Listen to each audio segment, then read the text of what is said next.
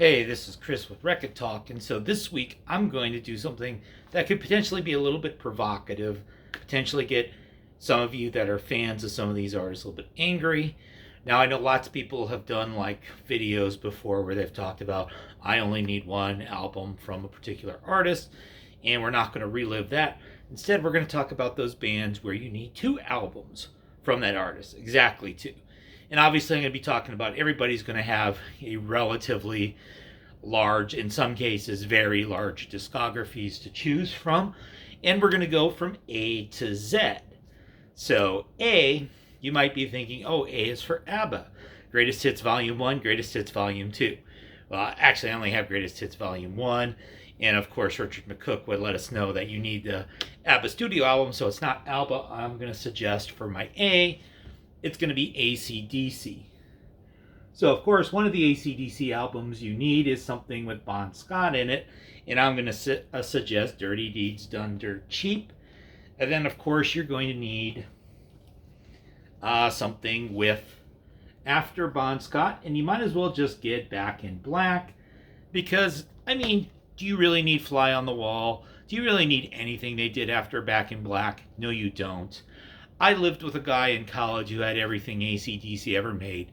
Believe me, you don't need the rest of those albums. Two AC/DC albums is more than enough for both people. While we're talking about music of that sort of vintage, now you might be thinking I would say you need to own 0 Def Leppard albums. Now I'm going to go with 2. Both of them are on CD, so basically there's High and Dry, their second album, and there's Pyromania, which was their third album.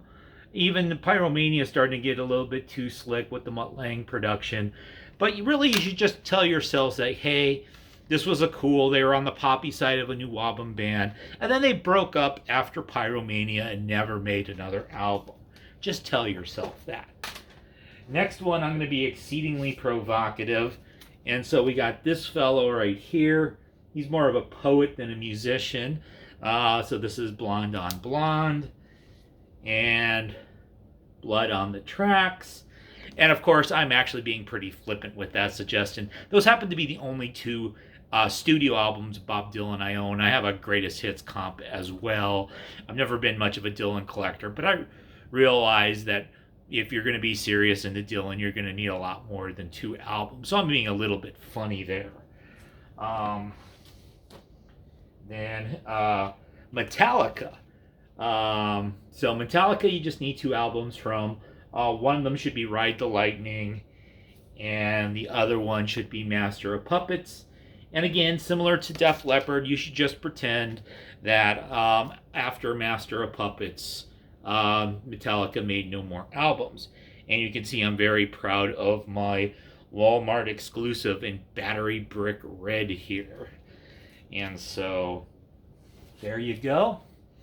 And then, who else do we need? Only 2 albums of? Here's one where you might be suggesting 2 albums might be 1 or possibly 2 too many. So we have No Doubt. So we've got Tragic Kingdom. So Gwen's boyfriend broke up with her. She's very sad. But made a big hit album out of it. And then there's Rock Steady. So we've got some Jamaican rapping going on in this album. And then, of course, basically after this, you don't really need any more No Doubt. And if you're saying that I already picked 2 No Doubt albums too many, you might be right. Then, of course, there's Liz Phair. You definitely need Liz Phair, Exile in Guyville. This is her masterpiece. This is her 10 out of 10 album. I have an original on Matador. Most surprising record from my dad's collection when I inherited his collection. And then I'm going to say go ahead and get the second record. I only have it on CD, Whip Smart. You might say White Chocolate Space Egg or whatever it's called as well. I'm not really very crazy at all about her 2000 and afterward production. There hasn't been a lot of it, and what there has been, I haven't really been all that impressed with. What else do you need? Well, you need some Sade. And so I have Sade Diamond Life. You may recognize this. This was something that was kind of the star of my recent, I found some sealed albums for $1. So yes, I got a sealed Sade Diamond Life, her debut, for $1. And of course, I had earlier bought Sade Promise, not one promise, not multiple promises, for $10, which even for a clean Sade is not a bad price at all. And I'll be honest, if I ever run into any of your other albums at a good price, I'll probably pick them up as well. I don't really think I'm going to limit myself to 2 records from her.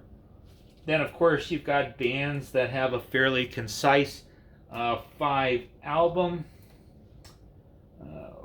Sorry, I'm thumbing through my records here. 5 records to show. I'm not going to show the Police because I'll say, God, just get all the Police records. They're not that hard to find. But who's just like the Police? The System of a Down is just like the Police. Now, you've probably never heard anybody say System of a Down is just like the Police before. And really, the only reason I mean it is that they are both bands that had pretty much a pretty short arc of 5 records in about 5 or 6 years. I'm going to say for System of a Down, you only need the debut album, and you only need Toxicity, and you don't really need anything else by System of a Down. I think they're definitely a 2-album band for you. And then, breaking alphabetical order a little bit, they're Smashing Pumpkins. So they're Smashing Pumpkins Gish, and they're Smashing Pumpkins Siamese Dream. And you're saying, hey, you forgot about Melancholy and the Infinite Boredom. No, I didn't. So I know lots of people like to joke, oh, it's a double album, it's indulgent, nobody told Billy Corgan to cut out the crappy songs, but you could cut it down to a single album, it would be pretty good. I'm more on the line of you could cut it down to an EP and it might be okay. And then after that, I really just lost patience with Billy Corgan. So 2 albums, Gish and Siamese Dream, I think are enough for Smashing Pumpkins. I think are enough for Billy Corgan. And I think I just have one left. Yeah, I just have one left here. And so we're going to go with, for my Z choice, I could have gone with Frank Zappa. But really with Frank Zappa, you either need 0 or you need like 30. I don't think there's much of an in-between there. I could have gone with Zebra, but you could probably make do with just one Zebra album. So I'm going to go with ZZ Top. Now, I actually own 3 ZZ Top albums, but I'm going to suggest that if you don't own any, that you can just pick up 2. So if you want to represent ZZ Top from the 1970s, you could get Tres Hombres. Of course, you've got Lagrange, and you've got Tex-Mex Food in the gatefold. And then if you want the 1980s slick era, get Eliminator. Don't worry about Afterburner or anything else. This was another one of my $1 finds from a couple of years ago. And so ZZ Top Tres Hombres and ZZ Top Eliminator. So that kind of bookends it. AC/DC to ZZ Top and other groups that you only need 2 records by. 2 album artists.